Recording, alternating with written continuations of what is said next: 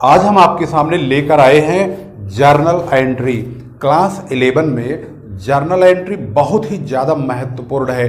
बहुत सारे बच्चों के कमेंट में ये बात बहुत पहले सामने आई थी, सर आप हमारे लिए वीडियो क्यों नहीं बना रहे हैं। तो आज आपके साथ हम इस वक्त मौजूद हैं जर्नल एंट्री के साथ। तो सबसे महत्वपूर्ण, बहुत ही ज़्यादा यानी अकाउंट की जड़ कही जाने वाली जर्नल एंट्री, जिसमें आपको कुछ ऐसे टिप्स हम बताएंगे जिससे आप कभी जर्नल एंट्री में मार नहीं खाएंगे।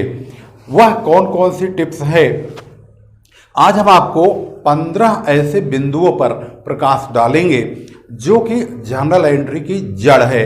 तो आइए शुरू करते हैं जर्नल एंट्री की ये प्लेटिनम रूल्स कह सकते हैं इसको। गोल्डन रूल तो आपने देख ही रखा होगा, इसको हम अपनी भाषा में प्लेटिनम रूल का नाम देते हैं। तो चलिए शुरू करते हैं। सबसे पहले अकाउंट की जर्नल एंट्री के रूल क्या है, एक एक करके पॉइंट टू पॉइंट डिस्कस करेंगे और साथ में उसका एग्जाम्पल भी आपके सामने पेश करेंगे, यानी हर तथ्य को प्रमाणित करते हुए चलेंगे। इसका सबसे पहला रूल, यानी हम लिखेंगे rules of journal. Rules of journal अर्थात जर्नल के नियम क्या है।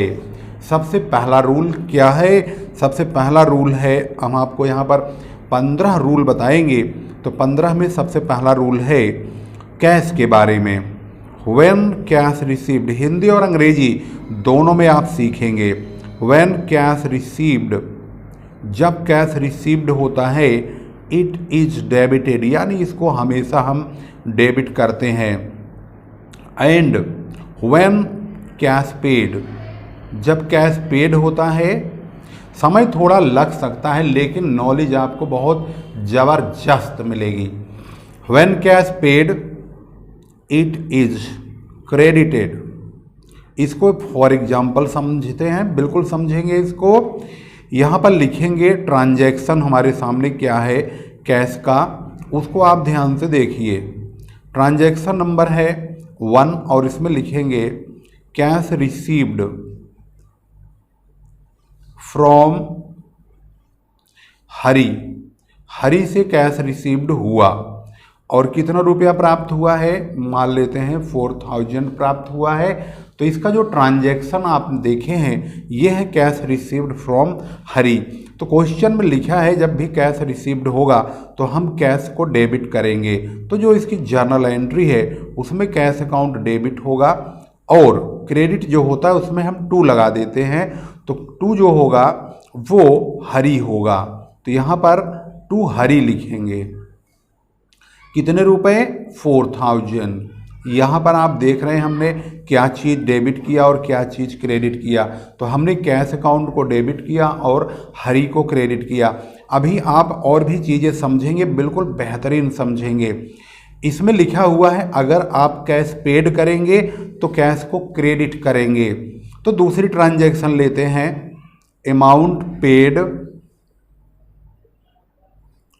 टू मोहन, मोहन को हमने रुपए दिए हैं और वो 1000 रुपये दिया है।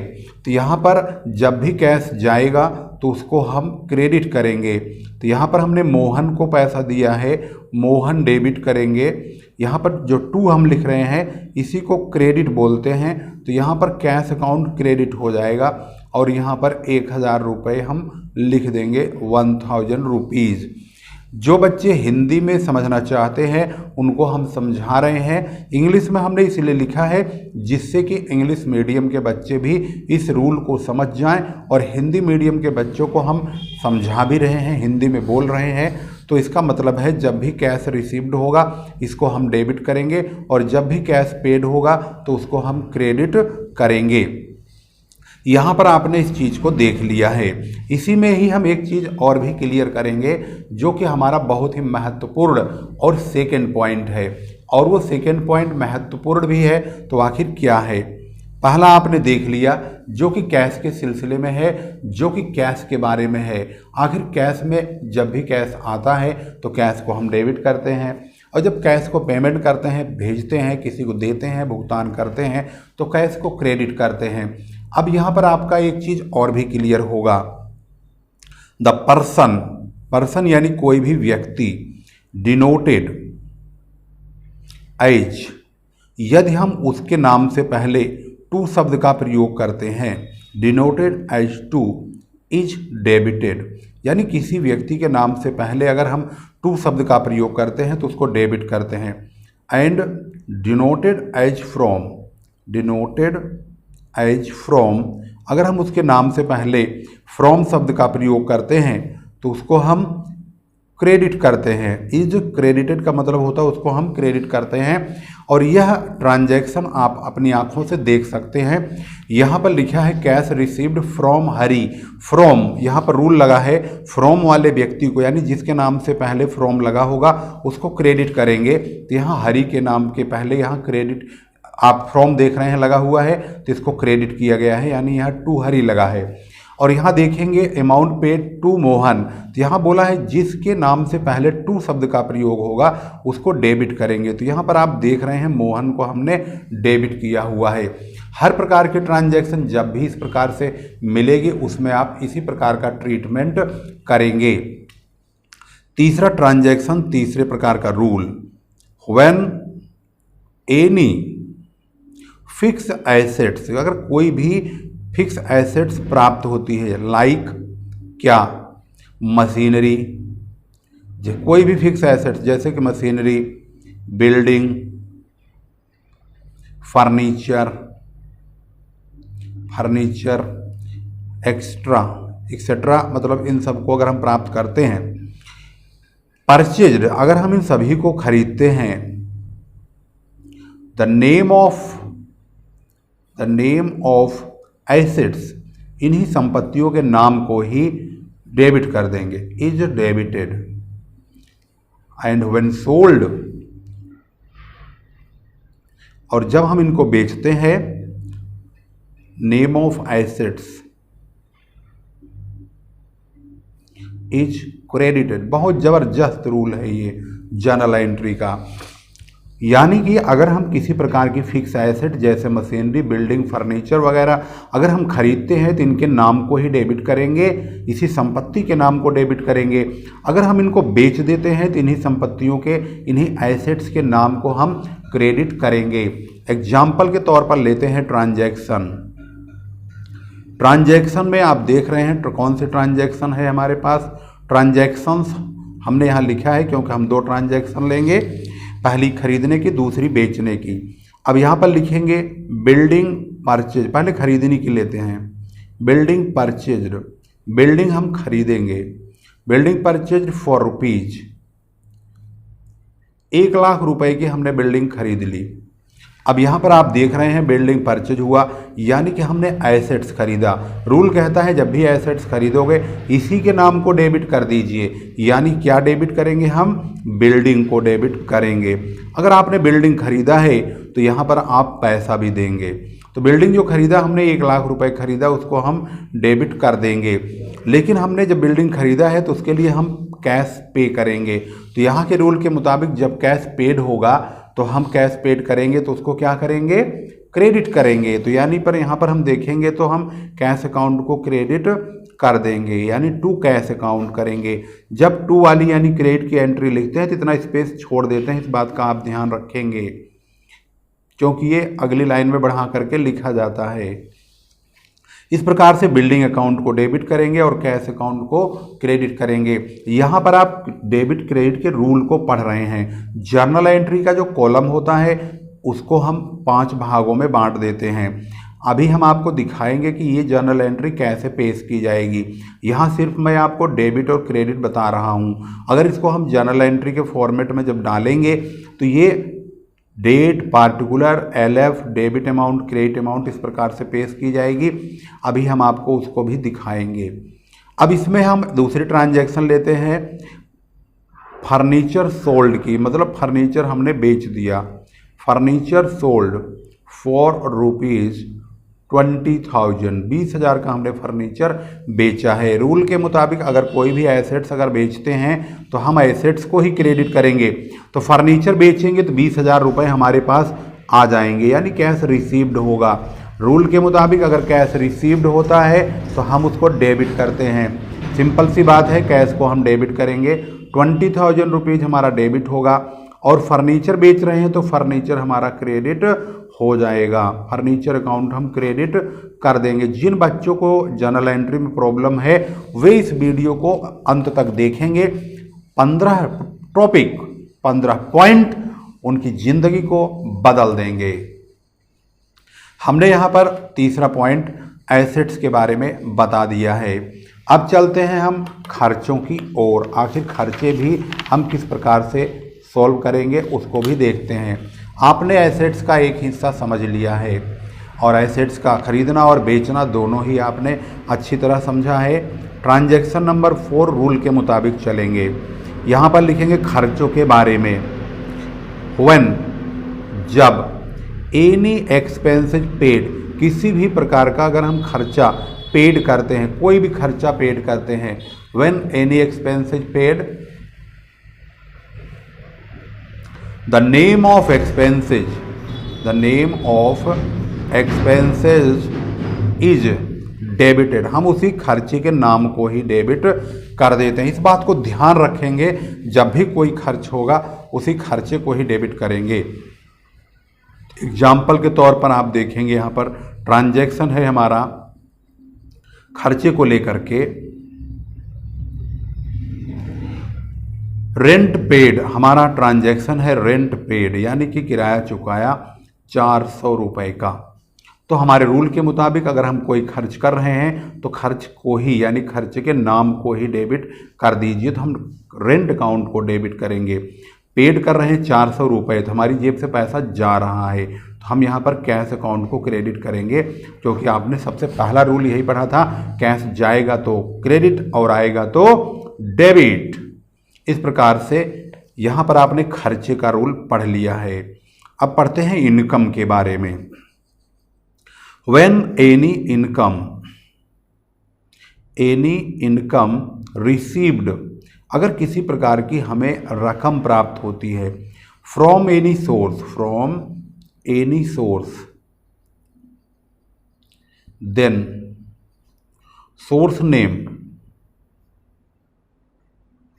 Is credited, source name is credited, हम सोर्स के नाम को ही क्रेडिट कर देते हैं। फॉर एग्जाम्पल लेते हैं ट्रांजैक्शन, हमारा लेन देन, इसमें हम लिखते हैं कमीशन रिसीव्ड, हमारा ट्रांजैक्शन है कमीशन रिसीव्ड का। मान लेते हैं हमें कमीशन रिसीव्ड हुआ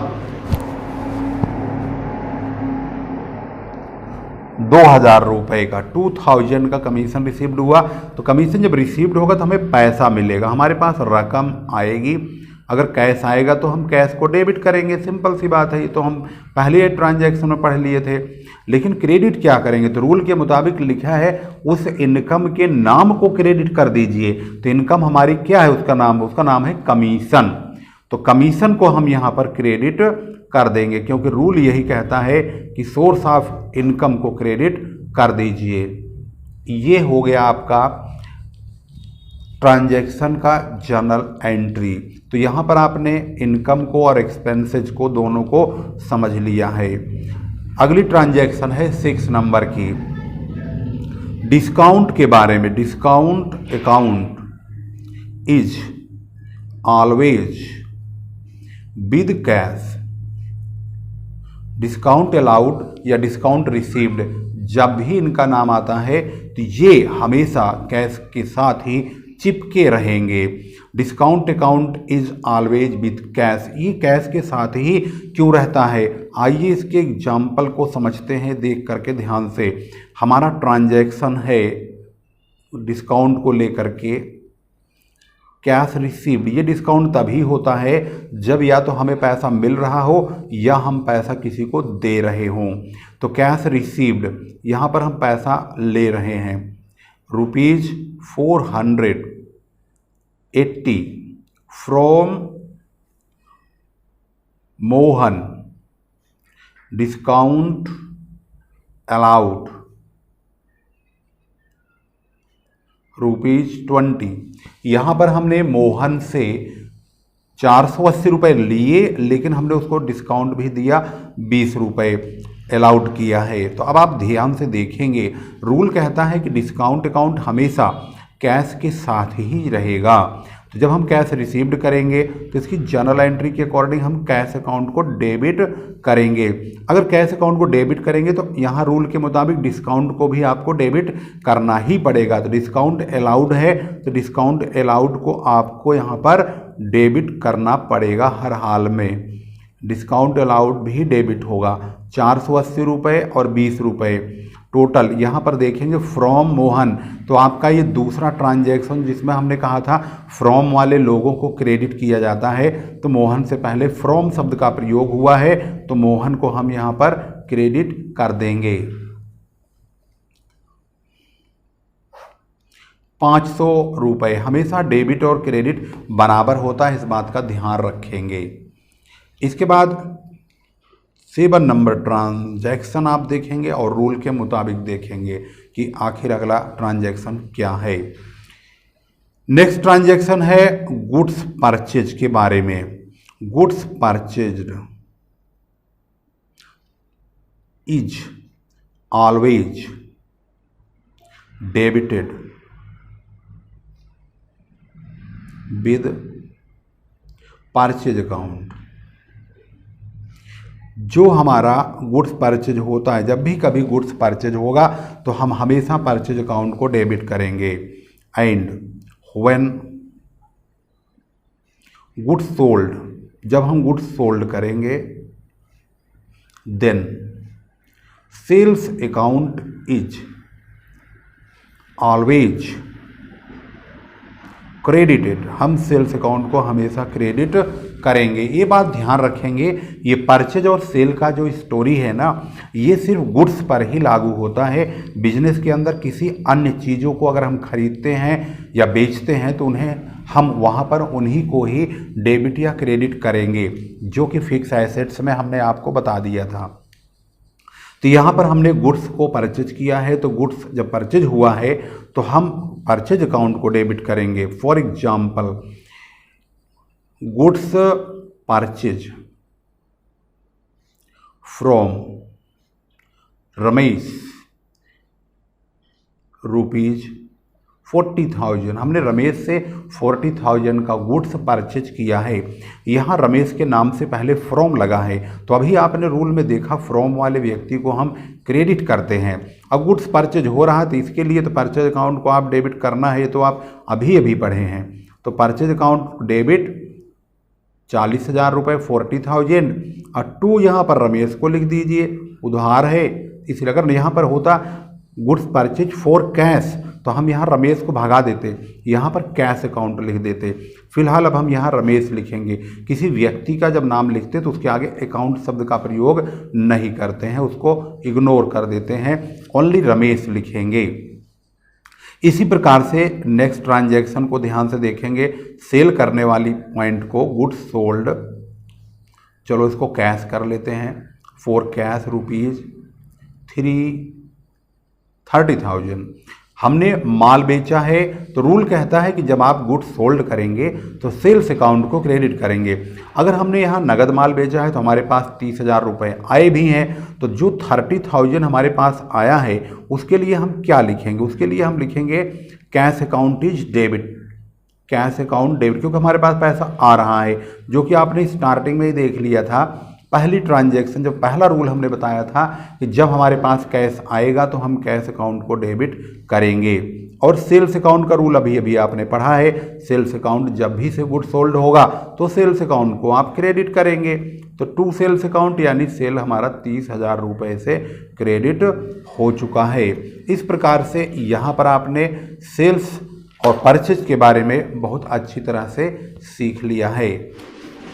अगला रूल नंबर है 8। रूल नंबर 8 में है business started with cash. Business started with cash, rule को हमने इसको ऐसे शुरू में रखना था, लेकिन हमने लास्ट में क्यों रखा, उसके पीछे का लॉजिक आपको ध्यान से समझना होगा।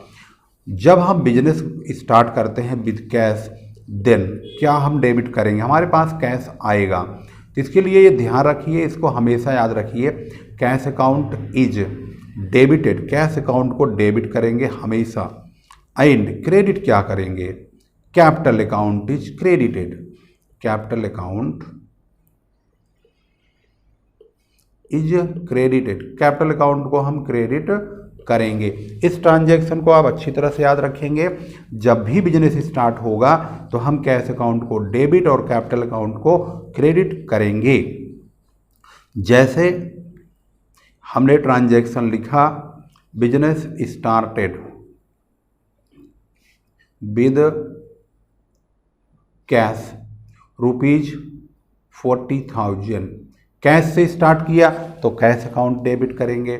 अगर हमने प्लांट, मशीनरी, बिल्डिंग इन सबको लगा के बिजनेस स्टार्ट किया है तो उन सबको डेबिट कर देंगे, यानी cash account debit, building account debit, plant account debit, machinery account debit, furniture लगाए फर्नीचर अकाउंट डेबिट, स्टॉक लगाए stock account debit to capital account, इन सब का टोटल कैपिटल के नाम से डाल देंगे।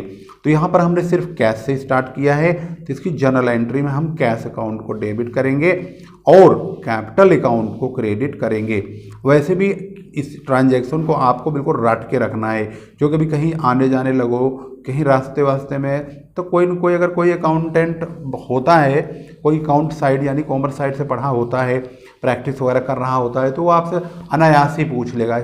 ज़्यादातर चाचा हो, ताऊ हो, मौसा मौसी, मामा मामी, ये सब लोग जो होते हैं ना रिश्तेदारी वाले, ये लोग मोस्टली जब घर में आते हैं तो सबसे पहला इनका एक ही वर्ड होता है और ये बोलते हैं क्या कर रहे हो। अगर आपने कह दिया ये कर रहा हूँ मैं, 12वीं में आ गया हूँ, या आप 11वीं बताएंगे, तो सबसे पहले अगर इनका जो स्ट्रीम है, अगर इनकी कॉमर्स साइड रही होगी तो ये फटाफट आपसे क्वेश्चन बोलेंगे, जनरल एंट्री आती है? आप कहोगे हाँ आती है, थोड़ा बहुत आती है। फिर कहेंगे बिजनेस स्टार्टेड विद कैश, व्यापार प्रारंभ किया रोकड़ा लगा करके, क्या एंट्री होगा? अगर आपको नहीं मालूम, ये सबसे पहला ट्रांजैक्शन होता है जो कि हर अकाउंट का जो नॉलेज रखने वाला व्यक्ति पूछता है। तो ये आपको बिल्कुल रटा रटाया होना चाहिए, cash account debit to capital account. उनके मुंह से निकले हुए क्वेश्चन तुरंत आपके जवाब का इंतजार कर रहे हो, ऐसा मानो लग रहा हो। अब आप देख रहे हैं 9th नंबर का रूल। अब यहाँ पर हम गुड्स के बारे में चल रहे हैं। गुड्स लॉस बाय फायर, अगर कोई माल आग के द्वारा नष्ट हो गया तो हम क्या एंट्री करेंगे? Goods loss by fire. इस कंडीशन में क्या करेंगे? इसमें हम करते हैं loss by fire account debit, loss by fire account को हम डेबिट करेंगे, इसको ध्यान रखेंगे। एंड किसको क्रेडिट करेंगे? जब हमने गुड्स परचेज किया था तो परचेज अकाउंट हमारा डेबिट हुआ था, अब उसी माल में आग लग गई, नष्ट हो गया, तो इसका मतलब वो हमारा जो गुड्स है वो बेकार हुआ, तो परचेज अकाउंट यहाँ पर क्रेडिट होगा। तो अब हमने इसीलिए लिखा है लॉस बाय फायर अकाउंट को डेबिट करेंगे and purchase account credited, purchase account को हम क्रेडिट कर देंगे। इसी प्रकार से जब भी गुड्स का प्रश्न उठेगा तो परचेज अकाउंट हमेशा क्रेडिट होता चला जाएगा। इसके लिए ट्रांजैक्शन बनाने की ज़रूरत नहीं थी, लेकिन फिर भी हम बना ही दे रहे हैं, नहीं तो आप सोचोगे सर ने हर एक का एग्जाम्पल दिया परंतु इसका ब्रेक मार दिया। तो यहाँ पर लिख देते हैं गुड्स लॉस बाय फायर ₹1000, 1000 का माल नष्ट हो गया। हमारी जो एंट्री होगी वो होगी loss by fire account debit to purchase account. यहाँ पर आपको परचेज अकाउंट लिखना होगा और ये रकम 1000 रुपये की है तो आप 1000 रुपये डेबिट क्रेडिट में लिख देंगे। ट्रांजैक्शन नंबर 10 रूल के साथ अगला गुड्स के ही ऊपर है, गुड्स थेफ्ट, माल चोरी चला गया। इसमें क्या एंट्री होगी? तो इसमें हम लिखेंगे loss by theft account debit, loss by theft account debit and purchase account credit. इस केस में हम परचेज अकाउंट को क्रेडिट करेंगे और लॉस बाय थेफ्ट अकाउंट को डेबिट करेंगे। इसके ट्रांजैक्शन के मुताबिक अगर आप ध्यान देंगे, इसका जो माल का ट्रांजैक्शन होगा, माल चोरी चला गया तो लिख देंगे गुड्स थेफ्ट या गुड्स स्टोलन। ऐसा भी आता कभी कभी स्टोलन ₹400, 400 का माल चोरी चला गया तो हम यहाँ लिख देते हैं loss by theft account debit, loss by theft account debit to purchase account. यहाँ पर भी माल चला गया है तो हम परचेज अकाउंट को क्रेडिट करेंगे और 400 का यहाँ पर लॉस दिखा देंगे। 11 नंबर का ट्रांजैक्शन 11 नंबर के रूल के साथ, गुड्स यूज्ड या टेकन, चलो टेकन लिखते हैं, टेकन फॉर पर्सनल यूज, मान लेते हैं हमने पर्सनल यूज के लिए मालिक ने ही माल का इस्तेमाल कर लिया है। इस केस में हम क्या एंट्री डेबिट, क्या चीज़ क्रेडिट करेंगे? तो यहाँ पर लिखेंगे पर्सनल यूज का मतलब होता है ड्राइंग, ड्राइंग अकाउंट को हम डेबिट करेंगे। एंड अब ये जो माल खरीदा हुआ था वो पर्सनल यूज में चला गया तो यहाँ पर भी परचेज अकाउंट को हम क्रेडिट कर देंगे। And purchase account is credited, purchase account को हम क्रेडिट कर देंगे। इसके ट्रांजैक्शन में क्या आएगा? वही सेम ऊपर के जैसा लिख देंगे। अगर इसका हम ट्रांजैक्शन सेट करके देखते हैं तो इसका ट्रांजैक्शन होगा goods taken for personal use, निजी प्रयोग के लिए निकाला गया माल। हिंदी मीडियम के बच्चे ध्यान से सुनेंगे, निजी प्रयोग के लिए लिया गया माल जो कि 4000 रुपये का है, 4000 का। इसके लिए एंट्री बताई गई, ड्राइंग को डेबिट करेंगे और परचेज को क्रेडिट। तो हम यहाँ लिखेंगे ड्राइंग अकाउंट इज डेबिट होगा, drawing account debit to purchase account, और यहाँ पर 4000 डेबिट में और 4000 क्रेडिट में लिख देंगे। अब देख लिया आपने यहाँ पर हम किस तरह से अपने प्लेटिनम रूल को लेकर आगे बढ़ रहे हैं। यह इसी प्रकार से आगे चलेगा और नंबर आया है 12। अगला है गुड्स यूज्ड एज सैंपल, माल को नमूने के रूप में इस्तेमाल किया गया। तो यहाँ पर क्या डेबिट होगा? तो यहाँ पर डेबिट होगा एडवर्टाइजमेंट, क्योंकि सैंपल में माल दिया किसको जाता है। कोई कंपनी अगर कुछ माल बनाती है सबसे पहले सैंपल के तौर पर इस्तेमाल करवाती है, उसमें उसका मोटिव होता है एडवर्टाइजमेंट का। तो इसीलिए एडवर्टाइजमेंट अकाउंट इज डेबिटेड, इसमें एडवर्टाइजमेंट अकाउंट को डेबिट किया जाता है। एंड यहाँ पर भी माल इस्तेमाल हो रहा है तो purchase account is credited, purchase account को हम क्रेडिट कर देंगे। ट्रांजैक्शन के मुताबिक ट्रांजैक्शन को ध्यान से देखेंगे। अगर इसमें ट्रांजैक्शन की बात करें तो यहाँ पर लिख देंगे goods used as sample for ₹500, 500 रुपये का माल नमूने के तौर पर इस्तेमाल किया गया। तो इसका मतलब हुआ या नमूने में दिए, तो इसमें जो होता है एडवर्टाइजमेंट अकाउंट डेबिट होता है। Advertisement account debit to purchase account, क्योंकि यहाँ पर भी माल ही इस्तेमाल हो रहा है और वो 500 का हुआ है तो 500 रुपये लिख देंगे। रूल नंबर 13 के लिए है goods given as charity, goods given as charity, हमने माल को दान में दिया। यहाँ पर क्या होगा, एंट्री क्या होगा? इस केस में हम जो डेबिट क्रेडिट करेंगे, चैरिटी अकाउंट डेबिटेड होगा एंड परचेज अकाउंट क्रेडिटेड होगा। परचेज अकाउंट को हम क्रेडिट कर देंगे, इस बात को ध्यान रखेंगे। इसके बाद है number 14, interest on drawing. Drawing के इंटरेस्ट को अगर हमारे सामने चार्ज करने के लिए कहा गया है तो हम क्या डेबिट करेंगे? इस केस में हम ड्राइंग अकाउंट को डेबिट करेंगे, drawing account debited and interest on drawing account is credited, इसको हम क्रेडिट कर देंगे इस प्रकार से। और लास्ट है नंबर 15 और अंतिम ट्रांजैक्शन और अंतिम rule, interest charged on capital, capital पर ब्याज लगाया गया। इस केस में हम किसको डेबिट करेंगे? Interest on capital account debit करेंगे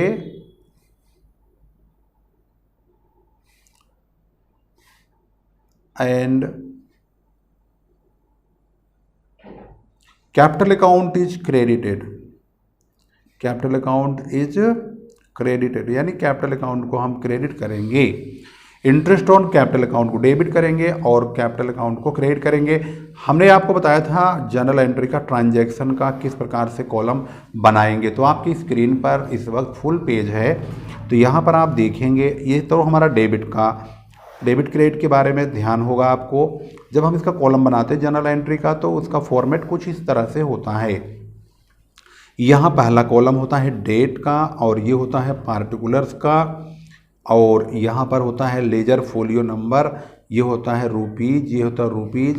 ये है हमारा डेबिट साइड और ये है हमारा क्रेडिट साइड। यहाँ पर आप ध्यान से देखेंगे जैसे मैंने यहाँ पर लिखा है इंटरेस्ट ऑन कैपिटल अकाउंट में हम इंटरेस्ट ऑन कैपिटल अकाउंट को डेबिट और कैपिटल अकाउंट को क्रेडिट करेंगे। अब मान लेते हैं इसी में ही हमने ट्रांजैक्शन दिखाया आपको कि भाई ट्रांजैक्शन है ये interest charged on capital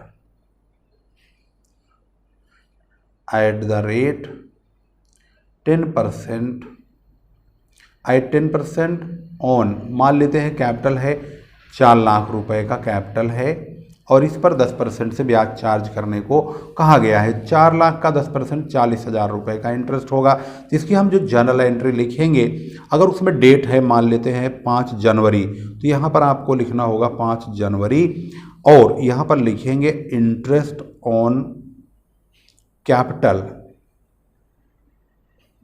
account और यहाँ लिख देंगे डेबिट टू कैपिटल अकाउंट, क्योंकि रूल में लिखा है कैपिटल अकाउंट को क्रेडिट करना है टू कैपिटल अकाउंट। तो इंटरेस्ट ऑन कैपिटल अकाउंट यहाँ पर 40,000 लिखेंगे और क्रेडिट साइड में इस तरफ जा करके 40,000 लिख देंगे और यहाँ पर बीइंग लिख करके हम नरेशन में यही चीज़ लिखेंगे जो स्टेटमेंट यहाँ लिखा हुआ है, तो इसको हम लिख देंगे बीइंग